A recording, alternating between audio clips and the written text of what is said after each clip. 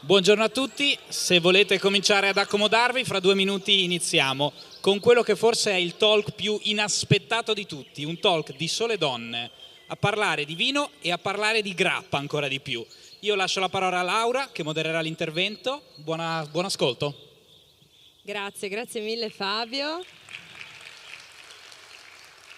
Bentrovati e bentrovate. E io sono molto emozionata di essere qui oggi con le Sisters. Anche noi. Sono molto contenta. Allora, dunque, io nella vita ho scelto di raccontare il Friuli Venezia Giulia, che amo tantissimo, e ho sentito la stessa passione, lo stesso amore anche quando sono andata a trovare le Sisters, quindi questa cosa mi è piaciuta tantissimo, l'energia, la vibrazione che trasmettono è incredibile, e quello che è un po' un mio obiettivo è riuscire a raccontare queste gemme, no, che caratterizzano questa regione, e indubbiamente qui ne abbiamo 3, e quindi ho un grandissimo piacere di introdurvi le sister, che sono Cristina, Antonella e Elisabetta, quindi ben arrivate. Grazie. E Grazie a tutti. oggi dobbiamo riuscire a sviscerare inaspettatamente, perché questo è un po', no, il termine che ci piace, che stiamo utilizzando, una vita diciamo dietro gli alambicchi, una vita in azienda nata e cresciuta attraverso questi fumi, anche tante emozioni. Quindi così, un po' per anche iniziare, sciogliere un po' il ghiaccio, aprire una finestra verso quella che è stata la vostra vita, la vostra crescita, mi piacerebbe chiedere a ognuna di voi il primo ricordo in distilleria, quello che appena chiudete gli occhi vi torna alla mente. Beh, direi che proprio se chiudo gli occhi io sento il profumo della vinaccia nel periodo della vendemmia, perché la casa madre e padre, per cui il nostro papà ha avuto la fortuna di nascere nella casa dove è anche mancato, però è in questo senso, nel bel senso che è una gran fortuna. L'orecchino balla. Scusate. A proposito di energie e di vibrazioni. Quindi le vinacce, ok, i profumi delle perché vinacce. uscire di casa e sentire il profumo dell'uva, della buccia dell'uva, proprio era una cosa bellissima, e il papà ci ha sempre insegnato a stimolare l'olfatto e a sentire i profumi. Prima di tutto nella distillazione, perché comunque fino alla maggiore età non eravamo autorizzate a bere, però i profumi fin da ragazzine, quello sì. Beh, questo deve indubbiamente avervi anche stimolato poi nella crescita, no? Al riconoscimento di tantissimi profumi, che poi ogni profumo immagino che vi scaturisca delle emozioni, no? E quindi proprio per questo ho voluto aprire questa finestra.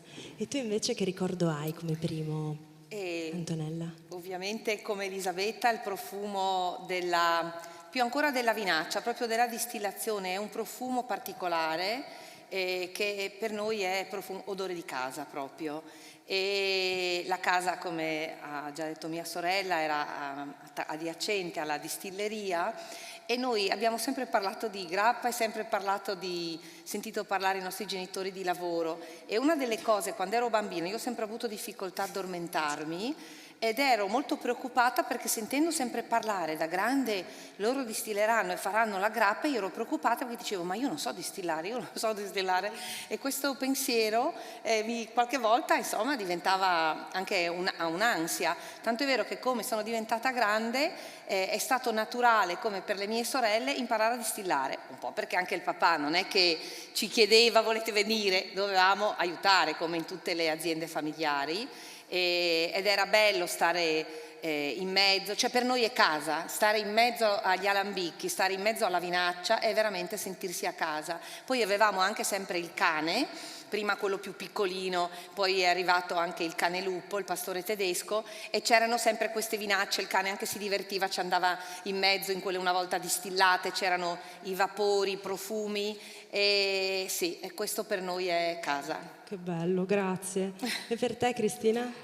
Beh, indubbiamente l'arte della distillazione è un'arte alchemica, come ci ha sempre insegnato il papà, consente di estrarre l'anima della materia prima e quindi ancora oggi, in cui il papà purtroppo manca tanto, vi garantisco, perché l'ultima distillazione si è svolta con lui onnipresente in spirito e non in presenza, però sentire la sua presenza, proprio i suoi insegnamenti nel mentre avveniva questa meravigliosa distillazione discontinua artigianale a vapore, perché la cosa bella è che proprio questi vapori che riscaldano la vinaccia nell'alambicco, che poi consentono, poi a un certo punto l'alambicco sbuffa e significa i primi alcoli iniziano a evaporare e poi si vede la danza della grappa nella colonna di distillazione, che non ha nulla a che vedere con la colonna di rettifica,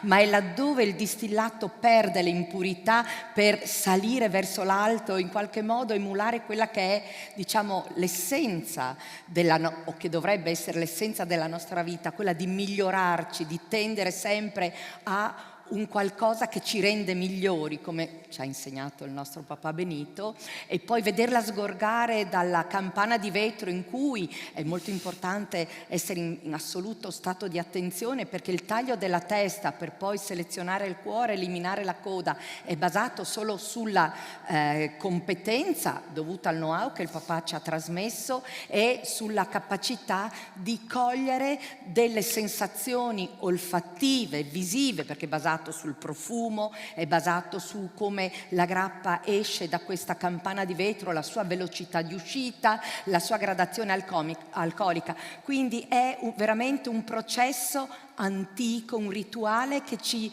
permette di rivivere, cioè siamo consapevoli di vivere un rituale antico che appartiene alla nostra famiglia da sempre e ci fa sentire quelle che sono le nostre radici e quindi ci scalda il cuore.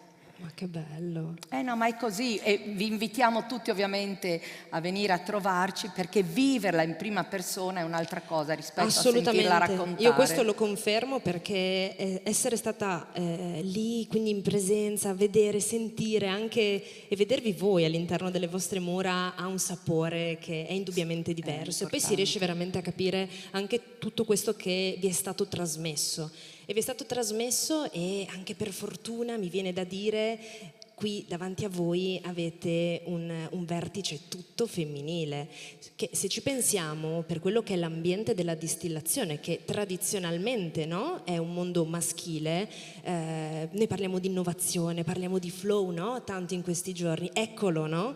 Abbiamo un vertice femminile chiaro, audace, mi viene da dire, anche molto molto determinato. Infatti voi nella vostra costruzione, nel vostro percorso, poi avete delineato e definito quelli che sono i vostri ruoli, le vostre responsabilità, dalla responsabilità del personale, della comunicazione, del lato commerciale, marketing, no? Poi ci sono i vari, c'è anche il lato estero, il lato Italia, cioè esportate in 85 paesi nel mondo. Prima, scherzando, mi è stato detto, cioè a parte il mondo, diciamo, musulmano, un po' siete veramente dappertutto come famiglia Nonino. Questa cosa è incredibile, è incredibile. Su questo argomento, se posso, poi parleranno loro dell'estero, perché per noi l'estero indubbiamente, ma sono loro le responsabili e quindi non voglio togliere giustamente il merito, però non dimentichiamo che noi abbiamo avuto un grosso privilegio, quello di avere il nostro padre, che non è mai stato un maschilista, e in una terra come quella friulana, dove per amor di Dio le donne sono sempre state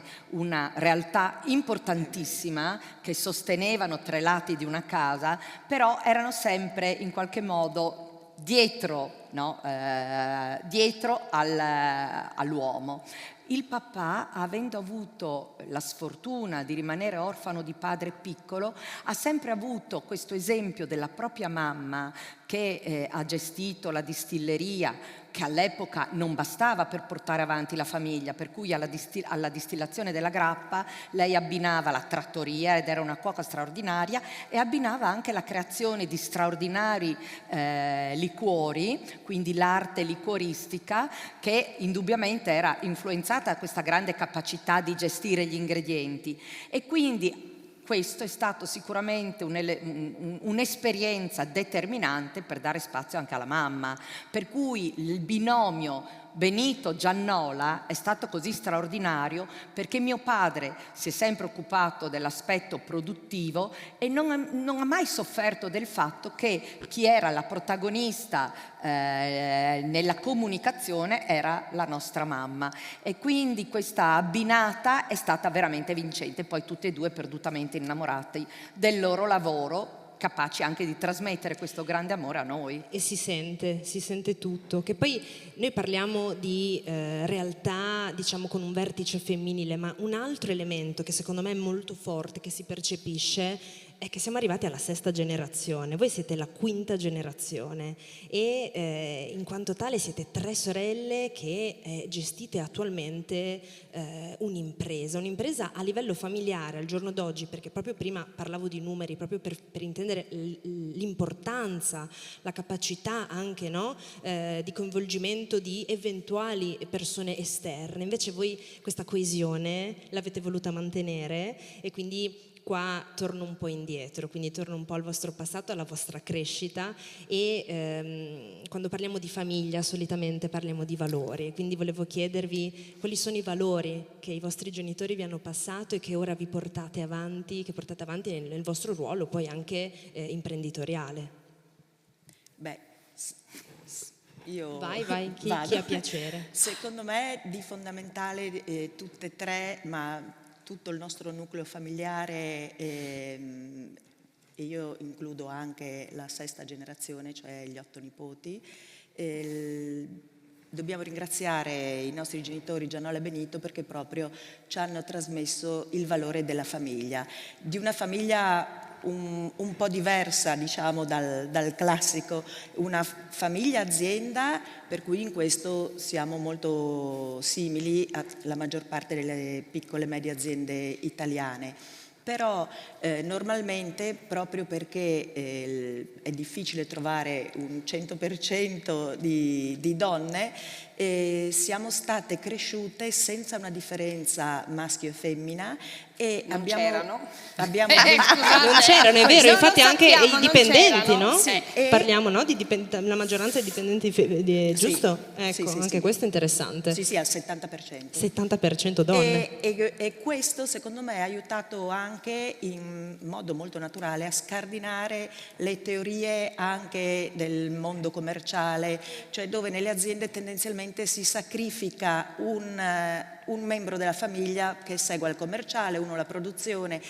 Noi, avendo la fortuna di lavorare nel nostro mondo della distillazione, dove il periodo di produzione è in contemporanea alla vendemmia, per cui non per 12 mesi ma solo per 2, questo soprattutto per quello che vuol dire distillare con metodo nonino, non seguendo le regole che ci sono oggi. No, ma le regole per la grappa in generale in Italia autorizzate dalla Comunità Europea.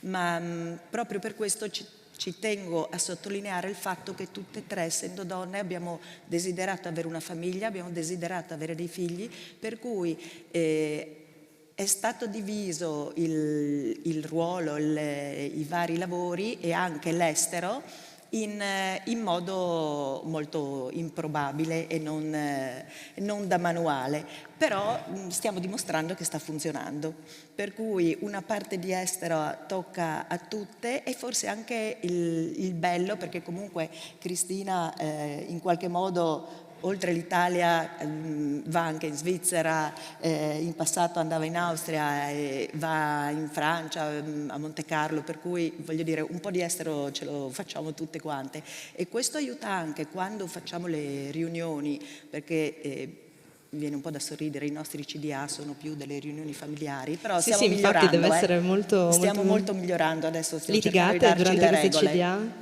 CDA? C'è del litigio, c'è della tensione durante i CDA? Quello quotidiano, discussioni. a prescindere. Diverse, sì. E questo è un arricchimento ovviamente, sì. E alla fine si trova anche un modo di convivere, di far convivere diverse visioni. Certamente pensando ai valori trasmessi dai nostri genitori, innanzitutto con l'esempio, e oltre al valore della famiglia direi il valore del lavoro, e il lavoro inteso anche nella sua parte di sacrificio. Quindi sacrificio vuol dire dedizione, il lavoro è sempre venuto prima di tutto, prima, in assoluto, certamente famiglia, ma e parlo delle famiglie, ognuno della sua, il lavoro veniva prima, sempre, sia nei periodi di studio, noi studiavamo, però se c'erano, ovviamente sarà il periodo della distillazione, della vendemmia, gli esami magari venivano posticipati perché o di fiere importanti o visite di personaggi, di giornalisti importanti o di clienti, il lavoro veniva prima di tutto, ma ci hanno fatto capire che per ottenere qualcosa nella vita ti devi dedicare, e nel dedicarti non esiste solo la parte che ovviamente essere qua con voi oggi è molto bello, poter festeggiare stasera tutti insieme questo straordinario World Pignolo Day, però ognuno di noi sa benissimo tutta quella che è la fatica che ha fatto, i momenti in cui magari ha avuto anche dei momenti di scoramento, no? E invece di scoraggiarsi, ovviamente la passione cosa fa? La passione ti fa andare oltre, vai avanti, e devo dire, incrociando le dita, anche salute, e quella papà e la mamma erano sempre davanti, hanno sempre lavorato tantissimo, e quindi loro non solo non erano stanchi, ma finito di lavorare anche in distilleria, non parliamo magari nei momenti proprio clou dove non c'era tempo magari neanche di mangiare o di dormire, però nei momenti di grande lavoro loro finivano e poi andavano a ballare o prendevano la bici e andavano a Cividale a bere il cappuccino perché al Longobardo era più buono, per dire, e quindi avendo dei genitori così tu non potevi mai essere stanca, mai, in più ti stanavano dovunque tu fossi. Quindi sì, andava così. Quindi uno stimolo continuo, uno stimolo che vi Madonna, ha più di uno cresciute. stimolo, vi garantisco. E poi va anche detto che i nostri genitori hanno sempre avuto un rapporto molto fumantino, Eccola lì. quindi per noi sì, non è che tutto sempre rose e fiori, ognuno di noi ha il suo punto di vista, quindi noi anche abbiamo degli scontri, alle volte anche molto accesi, però per fortuna, volendoci bene, si trova sempre il modo di ritrovare l'armonia, perché è giusto dirlo, perché uno dei problemi delle aziende a gestione familiare è proprio questo. Ma non è scontato, Ecco, non per è cui non è assolutamente vero che scontato. esiste, voglio dire, una linearità assoluta. Il vantaggio, e in questo credo sia stato determinante l'esempio, perché baruffavano spesso e volentieri ma in maniera impegnativetta, e poi erano felici e contenti di andare a ballare, no? O a stare insieme, ma è appunto quello di riuscire a non portare rancore, a trovare comunque il modo di ritrovarsi, perché c'è, soprattutto nei momenti di difficoltà, c'è questa voglia di superare insieme, di capire quanto sia importante essere unite. Forse nei momenti di crisi è il momento in cui noi ci rendiamo più conto di quanto ci vogliamo bene, no? Ma infatti il fatto che siate così unite è perché siete sorelle, cioè è qualcosa che va oltre a legami, insomma, che si possono costruire nel tempo, c'è una condizione familiare, c'è qualcosa che vi tiene legate, e questa è un'altra domanda che mi volevo porvi. Questa avventura che state percorrendo, la sentite, diciamo, avete età diverse, esperienze comunque diverse, siete individualità diverse, ma lo vivete come sorelle, e questo per voi ha un valore aggiunto? Lo sentite, lo percepite e ringraziate per questo quello che è anche il vostro percorso, oppure è stato anche appunto un motivo di a volte anche di scontro, o piuttosto un momento di deviazione anche avete mai pensato a una deviazione da questo percorso familiare? No, piuttosto di sofferenza, calato. perché quando baruffi con una persona a cui vuoi molto bene magari ci stai male, solo quello eventualmente, però poi l'importante è superarlo, no?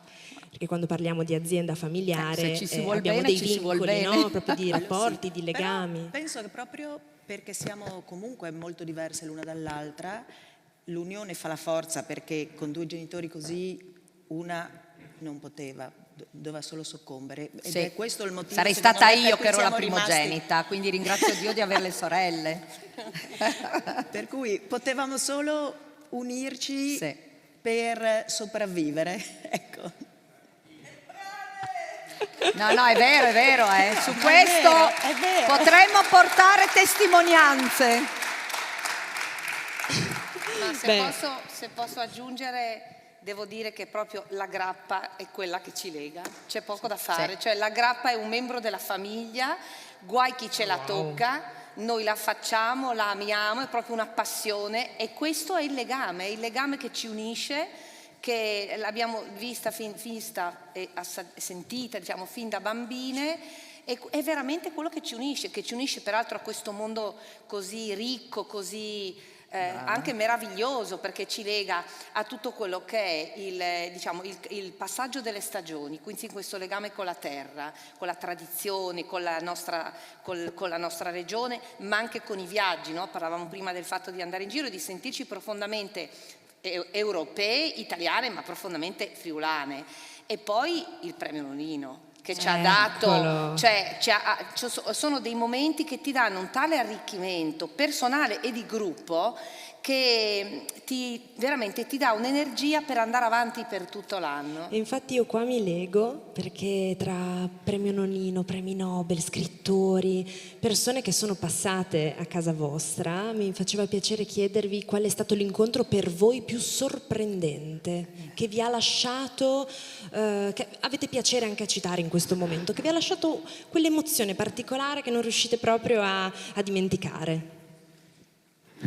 È difficile È trovare difficile, è una domanda molto difficile, mi rendo conto. Betty è la più timida, brava. Così, anche molto, se no parlo anche anch'io se non vuoi. istintivamente, che ti viene da ricordare e da citare in questo momento. Mi viene da ricordare Jorge Amado, grazie alla mamma e al papà, grazie alla grappa, grazie al premio Nonino, è stato premiato lo scrittore brasiliano Jorge Amado, e si è stabilito un rapporto talmente familiare da portarlo a dire a me e Antonella, che eravamo andate a studiare un semestre a Parigi alla Sorbona, di chiamarlo zio. E sono quelle cose che ti si apre il cuore, perché quando mai da un paese piccolo del Friuli, se ci poteva essere questa possibilità di conoscere persone così straordinarie, ma talmente straordinarie di sentirle tutti parte di una grande famiglia. Incredibile. E per te? È molto difficile, perché ovviamente in questi anni abbiamo incontrato veramente uomini e donne straordinarie, ma certamente non posso dimenticare Leonardo Sciascia, perché in una famiglia così sempre piena di energia, anche così rumorosa, parliamo tutti a voce alta anche per farci sentire, incontrare quest'uomo straordinario con il quale si comunicava in silenzio, cioè mi ha insegnato il valore del silenzio, della possibilità di comunicare profondamente in silenzio. E peraltro lui ha vissuto anche dopo aver ricevuto il premio, noi siamo andati a trovarlo a Raccalmuto e è venuto anche a Percoto, ha scritto nella nostra casa Il Cavaliere e la Morte, quindi abbiamo avuto modo di viverlo anche nella quotidianità e quindi di arricchirci della sua presenza, perché lo stavamo ad ascoltare. Ci ha anche insegnato, pensate, a cucinare. Immaginate un uomo che penso molti di voi conoscano dal punto di vista letterario, era un uomo anche molto riservato, e era bravissimo a cucinare, sapeva fare la pasta, addirittura riteneva, la preparo io, diceva, perché la preparo meglio di Maria, sua moglie, e siccome era così bravo e cucinava spesso per noi tutta la famiglia, un giorno nostra madre, noi eravamo delle ragazzine proprio, tipo 18-19 anni o 20 e tu 16, e la mamma ha detto... No, avevo la patente, per l'ho portata 18, quindi ne avevo 20. E la mamma gli dice, allora domani vengono le bambine a imparare, così gli insegna a fare la pasta con lo sgombro. E noi eravamo imbarazzatissime, ci siamo trovate in questa cucina della foresteria, che era anche piuttosto grande. Io ho ancora questo block notes con i quadretti, con qualche schizzo di unto, e in silenzio lui che cucinava, parlava pochino, noi prendevamo nota, guardavamo, e c'è stata, veramente, io ancora adesso, siccome vivo in quella casa, ogni volta che entro nella cucina, ovviamente ce l'ho davanti agli occhi. Avrebbe dovuto anche farmi da testimone di nozze, purtroppo è mancato. Ma insomma, una persona veramente che ha cambiato in questo senso profondamente la mia vita. Che poi di solito le ricette, no? I profumi delle cucine sono quei ricordi che rimangono veramente tanto attaccati, e poi sono quelle emozioni che appunto arrivano per prime, no? Quando le dobbiamo ritirare fuori alla mente. Invece tu, Cristina? Come dice Antonella, Betty, è veramente difficile privilegiare un incontro rispetto agli altri, però vista la situazione in cui ci troviamo oggi, così mi viene il desiderio di ricordare Irenaeus Eibesfeld, che era l'allievo prediletto di Konrad Lorenz, fondatore dell'etologia animale. Irenaeus Eibesfeld, che ricevette il premio Nonino nel 2011, tra l'altro insieme all'architetto Renzo Piano, fondò l'etologia umana. Perché mi aveva colpito tanto? Perché attraverso i suoi studi aveva dimostrato come per gli esseri umani era fondamentale la condivisione, cioè un essere umano, a cui non si dava la possibilità di stare insieme ai suoi simili era destinato a morire. Questo avviene peraltro, abbiamo visto anche gli esperimenti con le scimmiette, eccetera, eccetera. E incredibilmente questo sentimento, questo desiderio, questa esigenza si sviluppa in maniera particolarmente forte nei momenti di difficoltà come quelli che stiamo vivendo oggi. E nello stesso anno ricevette il premio Nonino anche l'architetto Renzo Piano, che spiegava al mondo l'importanza di studiare un'urbanistica strutturata in maniera tale che creasse aggregazione, un po' quello che avveniva o che avviene in quelli che sono dei centri minori, paesi. Nei paesi è molto più facile aggregarsi rispetto alle grandi città, perché il nucleo centrale dove tutti si incontrano è più piccolo e quindi è più facile legare, forse anche è l'ambito in cui più facilmente ci può essere integrazione tra persone che vengono da paesi lontani. E quindi questa abbinata l'ho trovata meravigliosa, peraltro rafforzata, guardo Antonella, perché abbiamo avuto il privilegio di assistere ad un incontro straordinario col professor Ceccotti, che è stato sì sindaco di Udine, ma è un grandissimo fisico, peraltro la sua straordinarietà è riconosciuta anche dal professor Parisi, che più volte, premio Nobel fisica, che più volte ci ha detto che alcuni degli studi del professor Ceccotti sono stati fondamentali per alcune importanti ricerche, che durante un incontro con il neuroscienziato il dottor Fabbro affrontavano l'argomento della crisi, e il professor Ceccotti, da buon fisico, disse, peraltro tutto in friulano, quindi potete immaginare l'emozione, la magia di quella serata all'aperto ai Colonos, disse che tutti dovremmo ambire alla crisi perché nella fisica l'equilibrio corrisponde alla morte termica.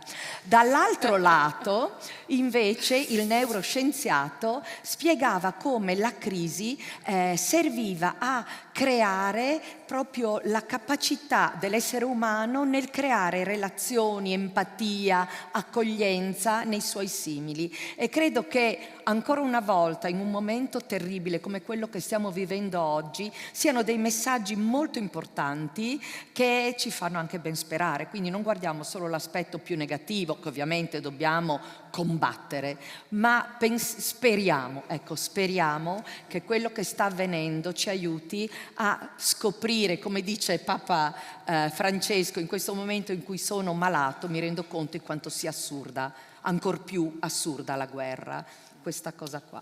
Grazie, grazie mille. Sì, sono anche riflessioni, insomma, importanti che da tenere a mente, quindi è una crescita incredibile che avete avuto modo di fare a livello personale soprattutto. E infatti sul personale ovviamente io torno e avevo piacere a chiedervi durante i momenti di distillazione, quindi tra gli alambicchi e i fumi, avete ricordi di conversazioni profonde, conversazioni tra di voi, tra sorelle, quindi che sono state memorabili, sono state parte della vostra crescita, qualcosa che custodite e che avete piacere a condividere? Bisogna tornare un po' indietro nel tempo. A me vengono più in mente delle conversazioni che io ho avuto con mio padre in distilleria, molto, molto importanti, anche molto personali proprio, parlando anche proprio della sua vita, della sua infanzia, del suo stare in distilleria, quindi stare in mezzo agli alambicchi, che appunto per lui era casa e così è diventato per noi. E scoprire anche in quello la sua parte più umana, più vulnerabile, ecco, anche perché era un uomo che sembrava così, a parte un uomo molto ironico, anche un uomo generoso, un uomo anche che poteva appunto sbottare, aveva questi momenti in cui si arrabbiava, però un uomo anche molto sensibile e anche molto buono, e quindi ho avuto la possibilità in momenti un po' anche particolari della sua vita di parlare con lui mentre eravamo in distilleria, mi ricordo anche dove, perché io peraltro ci vivo adesso, la distilleria è stata in parte, è tornata alle sue radici, diciamo, alle sue origini, e c'era questa scalinata per arrivare alle campane del taglio della testa e della coda. Immagino che tutti non stiamo adesso a ripetere la distillazione, ed ero lì, c'era anche il mio gatto che girava e lì ci si poteva mettere, perché diventava curiosamente molto intimo. Immagina probabilmente me lo immagino proprio così, motivo per il quale ve l'ho chiesto. La luce, il vapore, il colore del rame degli alambicchi, questo mi viene in mente, le barrique. Per me invece il ricordo più bello che ho col papà, e devo dire che mi manca molto in questo senso, è stato il momento in cui insomma mi ha approvato cioè mi ha detto sei diventata brava a distillare, e questo è avvenuto quando ho realizzato il distillato di puro zenzero.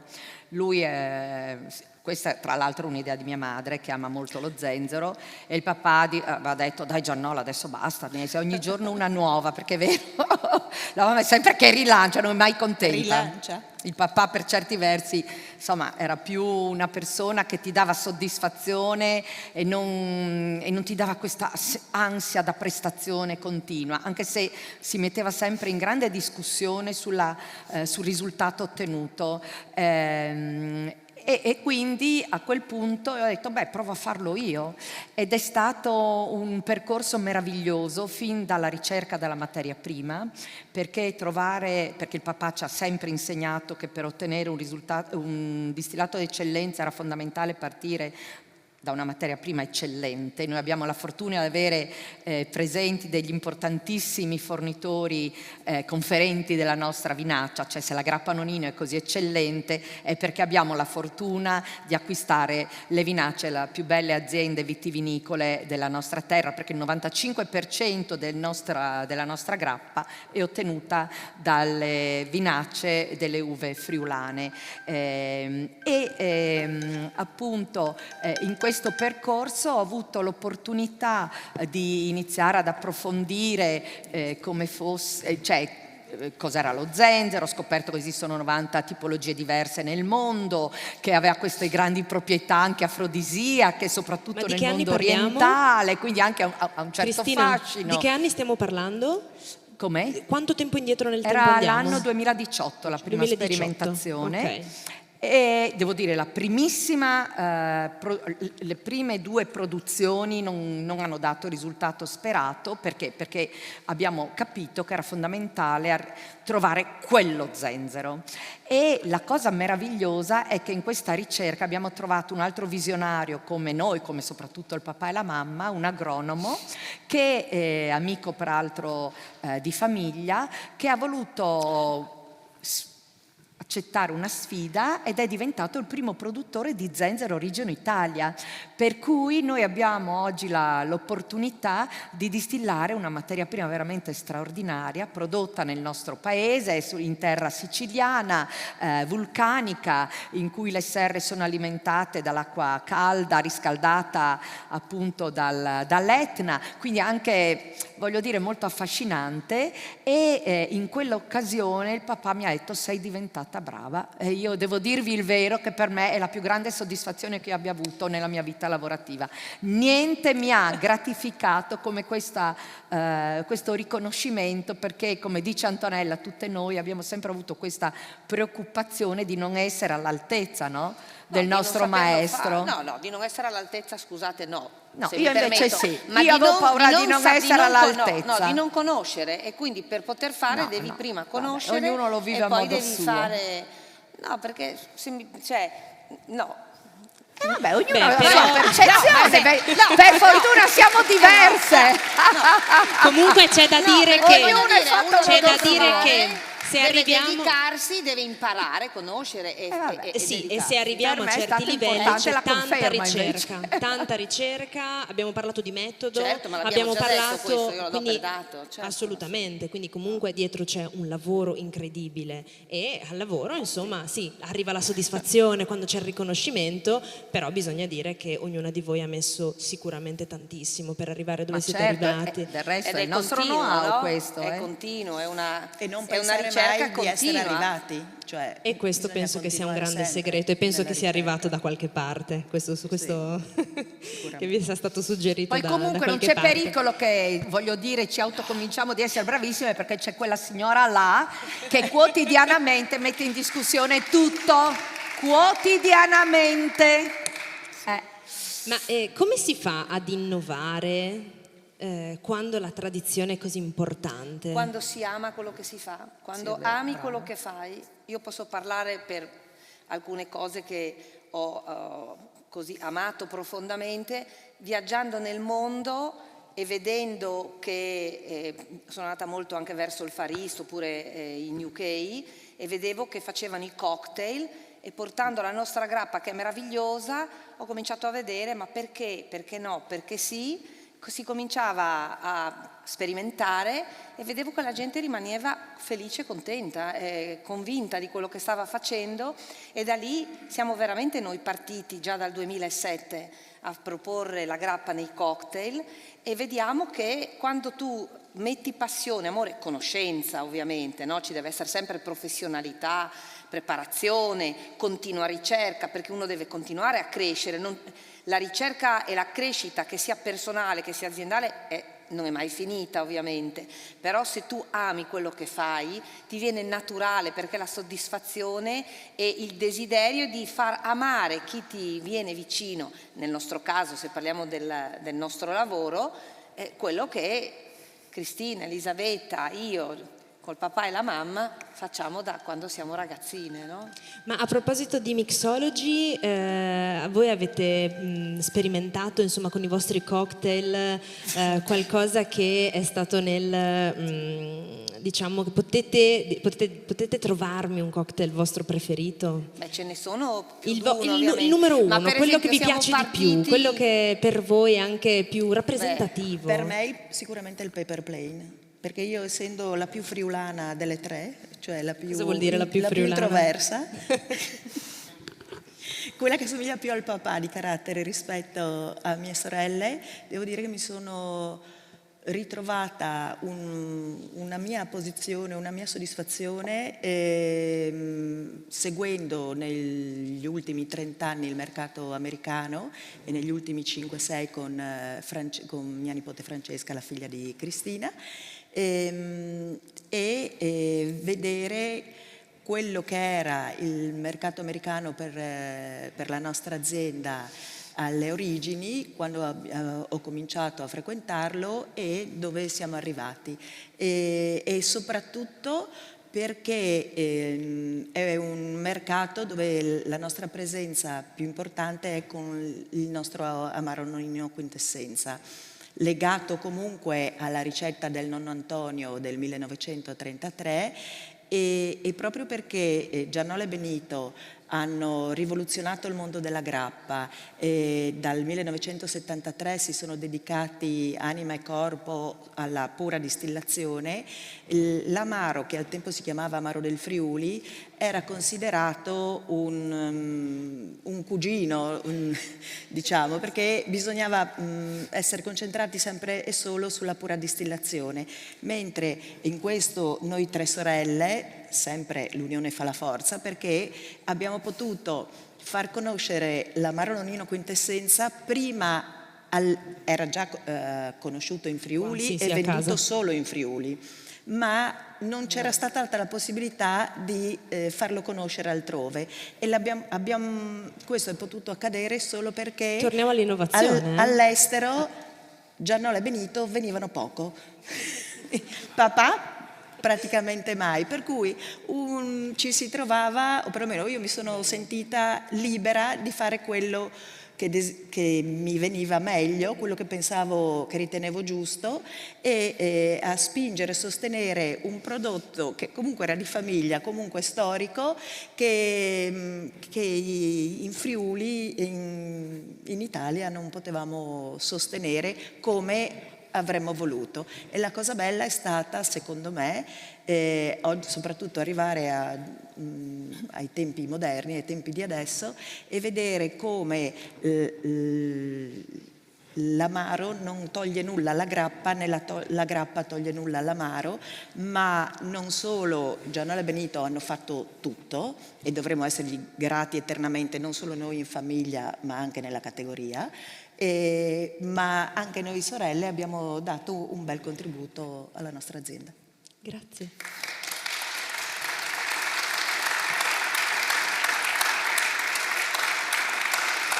E tu, Antonella, invece hai qualche cocktail che ci tieni a raccontare? Allora, ce n'è più di uno, certamente, però sono innamorata di questo nonino l'italiano, creato per noi con la grappa Monovitigno Moscato da Monica Berg e Alex Cratena. Oggi Monica Berg è la personalità più influente della mixologia internazionale. Abbiamo avuto la fortuna o la sensibilità di conoscerla, di capire che era una persona straordinaria parecchi anni fa, prima che diventasse anche così apprezzata nel mondo della mixologia, già dedicandoci alla grappa, a farla conoscere. Infatti una delle soddisfazioni è che appunto abbiamo building the category, no? Stiamo costruendo la categoria, tanto è vero che i primi anni, stiamo parlando appunto dal 2007, poi 2011 siamo venuti fuori con il nonino tonic, e all'inizio ci guardavano veramente come fossimo degli squilibrati che propongono la grappa nei cocktail, ed erano un po' reticenti. Abbiamo cominciato subito a partecipare anche alle fiere internazionali, c'è per esempio questa Bar Convent a Berlino, e abbiamo visto negli anni, dopo 2 o 3, tutti che stanno a osservare, adesso sono tutta la categoria che segue. E quindi questa è una bella soddisfazione. Prego? Quando avete iniziato? Nel 2007 abbiamo cominciato, e adesso bene o male sono tutti che seguono, anzi pensate che addirittura negli ultimi 3 anni il Vinita è alla sezione Mixology, e ovviamente noi abbiamo aperto le danze, il primo anno con Salvatore Calabrese, poi Monica Berg, quest'anno avremo Edoardo Nono, che è anche un grandissimo bartender italiano. Però. Sì, no, devo dire,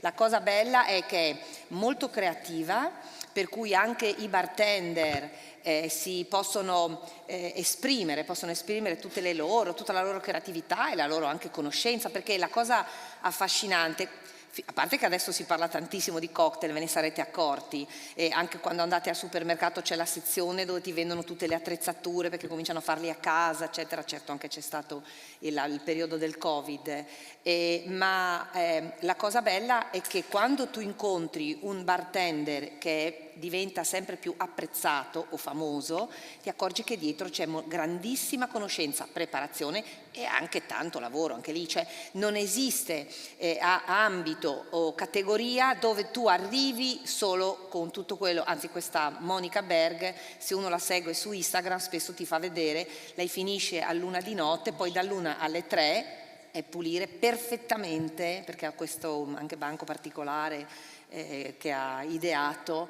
che è tutto in acciaio e deve essere sempre perfetto. Quindi aver conosciuto queste persone e essere entrati in sintonia, no? Avere la stessa sensibilità, loro ci apprezzano, sono venuti, hanno anche ricevuto il premio Nonino Risitaur proprio per questa loro bravura, e sono un gruppo, Monica Berg, Jörg Meyer, che oggi è il più importante bartender tedesco, che ha per esempio creato questo, si chiama il Basil Smash, e lo fa anche con la grappa Nonino e viene buonissimo, veramente buonissimo. E insomma, e questo è molto, e poi avvicina, ecco una cosa affascinante parlo dei cocktail ovviamente con la grappa, avvicina anche un pubblico giovane, ma non solo, perché non è che viene solo riservato alla categoria giovani, e poi è più alcolicamente più leggero, perché parliamo dell'italiano che ha tra gli 8 e i 9 gradi, quindi è piacevole, fresco, insomma stiamo lavorando anche al ready to drink, come si dice oggi. E vorrei farvi notare come tutto quello che stiamo raccontando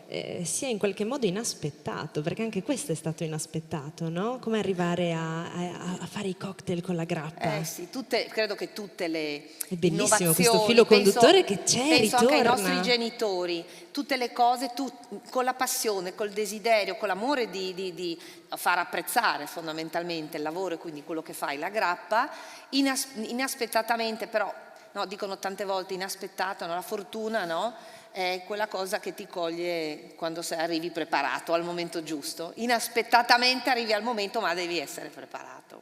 E questo il papà ce l'ha insegnato, anche la mamma. Hai anche tu un cocktail? Beh, io l'unica cosa che vorrei dire è che il cocktail credo che abbia, con la grappa, ma in generale il momento del cocktail, che in questo momento sta vivendo veramente un momento magico, ha il privilegio di essere più informale, di consentire a persone di tutta l'età di incontrarsi, la famosa apricena. Credo che abbia questo vantaggio, no? Di concedere sia ai giovani che hanno meno potere d'acquisto, ma anche alle persone della mia età che hanno piacere di vedere i giovani, perché è bello stare tutti insieme, di condividere un momento di spensieratezza, allegria. Poi rimanda quando, insomma, da ragazzo andavi a ballare, piuttosto che noi non siamo mai andati perché lei non ci lasciava. Quindi siamo in recupero. Avete recuperato in recupero, dopo? lei era severissima, Spero. tremenda. Avete recuperato dopo? Sì, fortunatamente il papà, essendo sempre stato un grande ballerino, ha fatto sì che le nostre, ma anche i momenti non necessariamente di feste istituzionali, prevedessero sempre il momento del ballo, e non necessariamente valzer, che lui sapeva ballare, valzer, tango, tutto, ma lui piaceva ballare con i giovani, quindi un momento bello. che, come ci ha detto la premiata di quest'anno, maestra del nostro tempo, Germania Cuny, la danza è veramente un linguaggio universale, un linguaggio che è quasi...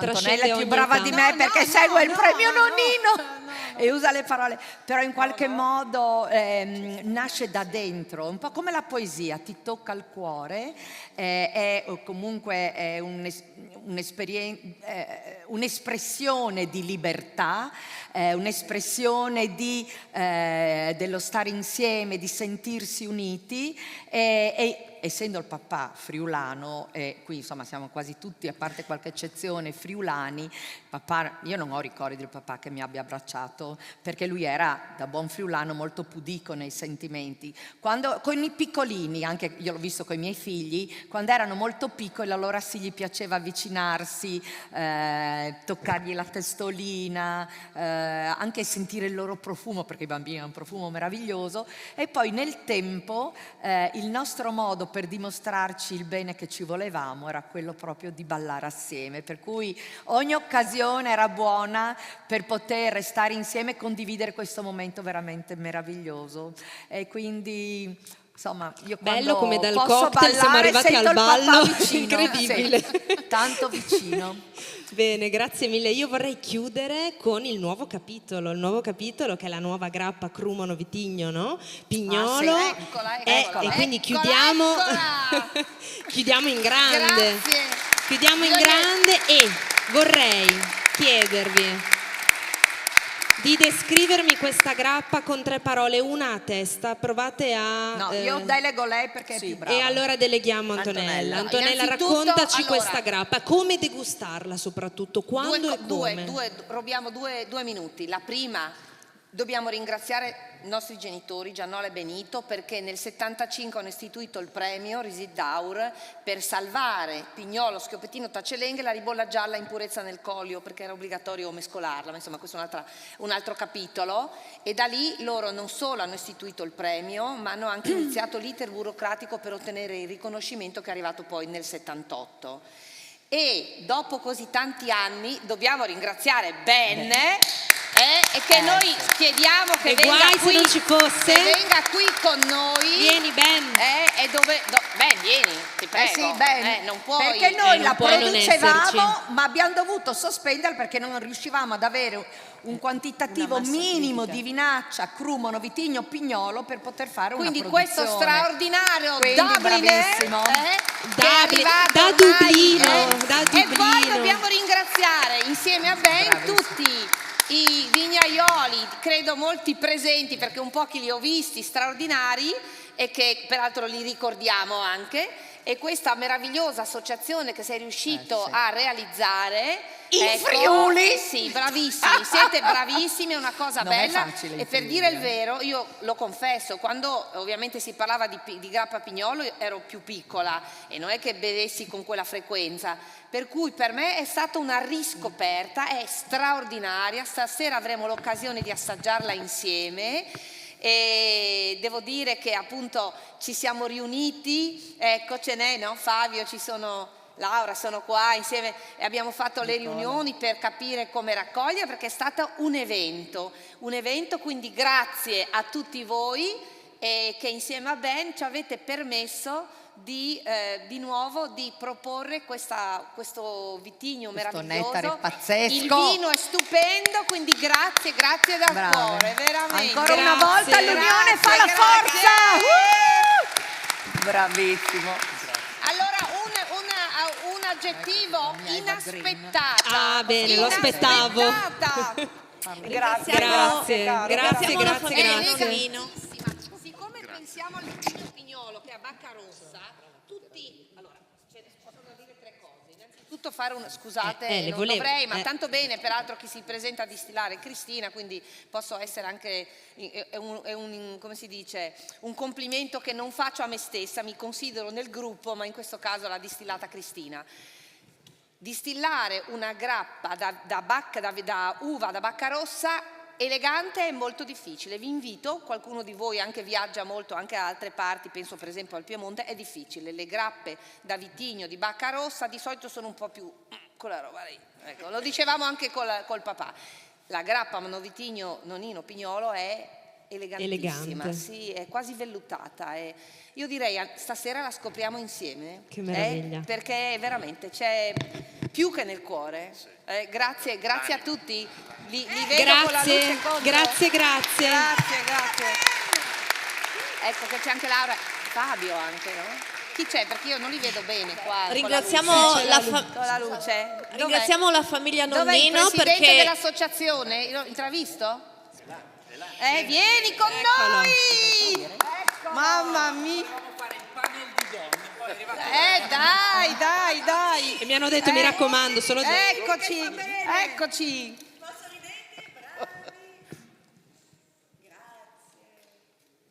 Grazie.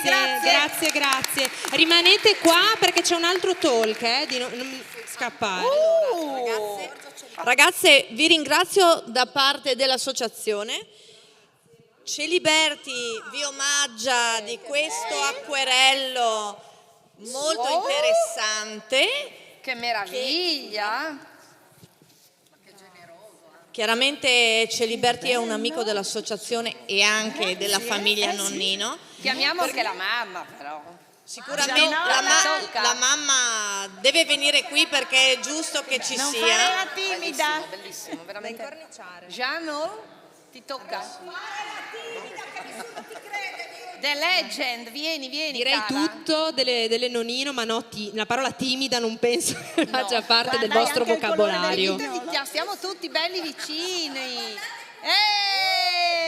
Vai, vieni qui anche tu.